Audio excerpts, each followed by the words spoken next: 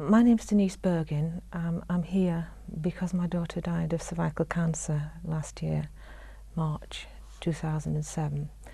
She was 27 years old. She was a beautiful, lively, healthy girl. Loved sport, loved tennis, went to the gym regularly. She didn't smoke. You know, she was just loved life. And she got married in 2005, October, and 8 months later she really just started with irregular bleeding and went to the doctors, who just assumed that it was the contraceptive pill and needed changing, and then this carried on, so I insisted that she went to see a specialist, and the specialist examined her and said, "You've got cervical cancer." Later that week we went to see another specialist who told her that she had advanced cervical cancer and the only treatment that could be available would be chemotherapy and radiotherapy. We were absolutely devastated. A young, newly married young woman. She was a graduate, postgraduate. She worked in the National Health Service. She worked as an occupational therapist and had all the future in front of her. The treatment was very, very intensive. The chemotherapy made her hair fall out.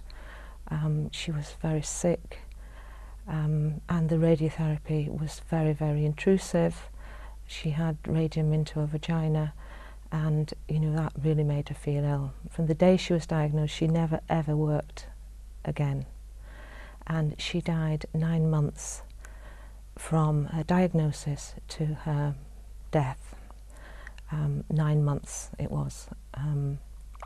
She died at home and we were able to look after her. My husband was with her, and me and her father, and Christian, her brother, was with her when she died.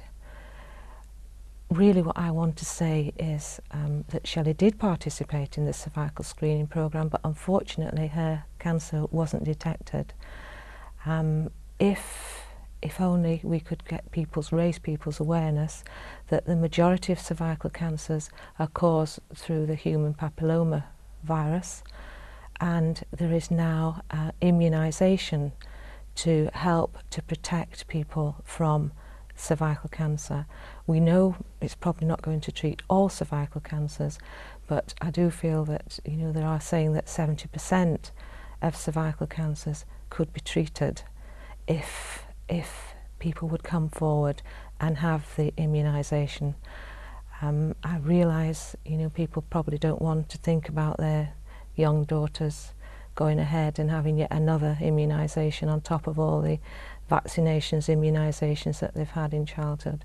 But if only Shelley could have had this, I feel pretty certain that along with the cervical smears, that she could still be alive today, and we've just lost our future.